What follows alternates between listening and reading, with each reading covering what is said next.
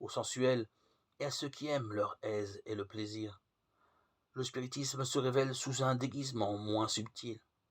C'est sous ses formes les plus grossières que ces personnes trouvent ce qui s'accorde avec leur penchant. Satan est attentif au péché que chacun a tendance à pratiquer, puis il veille à ce que les occasions ne manquent pas pour satisfaire cette habitude au mal. Il tente les hommes par leur intempérance pour affaiblir leurs facultés physiques, mentales et morales.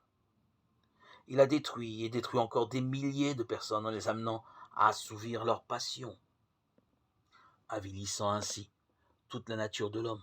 Et, pour achever son œuvre, il déclare par l'intermédiaire des esprits que la véritable connaissance met l'homme au-dessus de toute loi, que tout ce qui est juste, que Dieu ne condamne pas, et que tous les péchés qui se commettent sont innocents.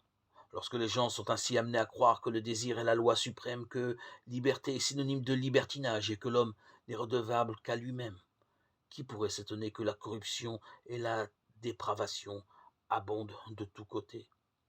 Des foules acceptent avec empressement les suggestions du cœur charnel. Satan précipite dans son filet des milliers de personnes qui professent être des disciples du Christ. Mais Dieu a accordé au monde suffisamment de lumière pour permettre à tous de découvrir le piège. Le fondement du spiritisme est un conflit avec les Écritures.